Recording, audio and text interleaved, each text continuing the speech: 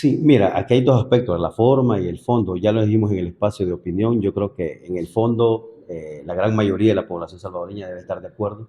Yo creo que debemos de avanzar hacia erradicar y hacia tener sobre todo cero tolerancia a este tipo de infracciones, sobre todo porque estamos jugando con la vida de los inocentes y ocasionar percances, incluso gastos al Estado. Pero sin duda alguna hoy queda otra vez, digamos, visible la falta de cumplimiento de la ley.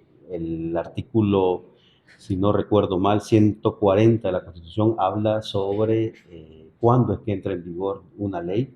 Habla que luego de ser aprobada en la Asamblea Legislativa, e incluso esto puede ser derogación, interpretación, debe de haber una sanción del presidente, luego la sanción lo debe mandar a publicar, estar publicado y luego de publicado al menos 8 días. Y estos 8 días que menciona la Constitución es para justamente darle publicidad, darle educación, promover la ley, pero en este caso no se ha hecho. Entonces es lastimoso porque hemos visto detenciones arbitrarias y aquí quiero hacer el paréntesis.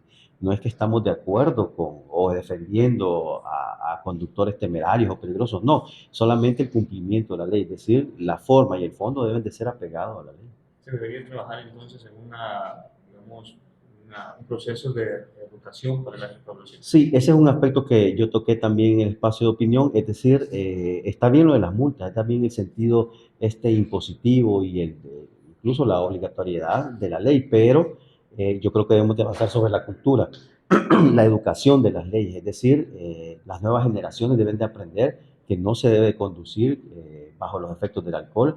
Debemos de aprender culturalmente, no necesariamente porque hay una multa en la que hoy la subieron a $150 o 200 o $500 si tú quieres, sino que el aspecto de la educación es vital y eso lo debemos de hacer desde la escuela, desde el hogar. Entonces, ese aspecto creo que son de las cosas, digamos, perfectibles de la ley que deben de cambiarse, deben de ponerle más acento en eso, porque es decir, no podemos llegar a cumplir una ley solo porque sí, sino porque realmente se ha creado conciencia sobre la ley y la gente y los que toman pues han tenido la decisión de no conducir. Eso entre otras, porque la reforma no solamente habla sobre el tema de la conducción temeraria y peligrosa, sino que habla sobre algunas multas, unos cambios en algunas determinadas multas, incluso en el tema, se reformó también el Código Penal sobre el tema de los homicidios culposos, donde ya no va a haber conciliación entre la víctima y el victimario. Entonces, ese tipo de reformas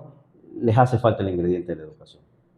En el tema de la minería, prácticamente vamos a empezar el año con una nueva ley de minería. Sí, es un nuevo aspecto el tema de la minería, es decir, un nuevo ingrediente también en la discusión y en el debate público, social.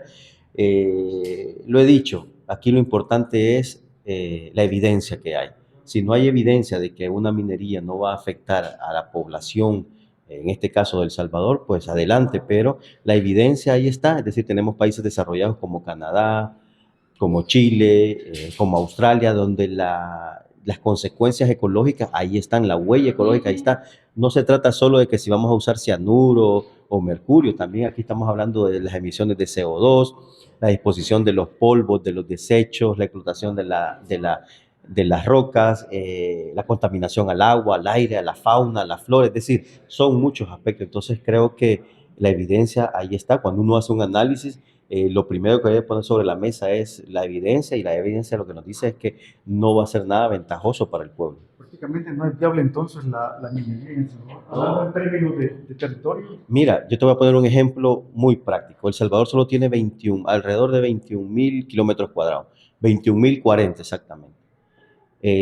Chile, donde también se practica la minería y que es un país reconocido como una de las, digamos, industrias principales que aportan al PIB, pero Chile es cerca de 97 veces más grande que El Salvador. Canadá, ni se diga, es decir, se puede practicar la minería, pero en zonas donde no hay núcleos poblacionales. Pero aquí en El Salvador, donde solo somos 20.000 kilómetros cuadrados, ¿a dónde vas a practicar la minería? Es decir, indudablemente se va a ver afectada la población.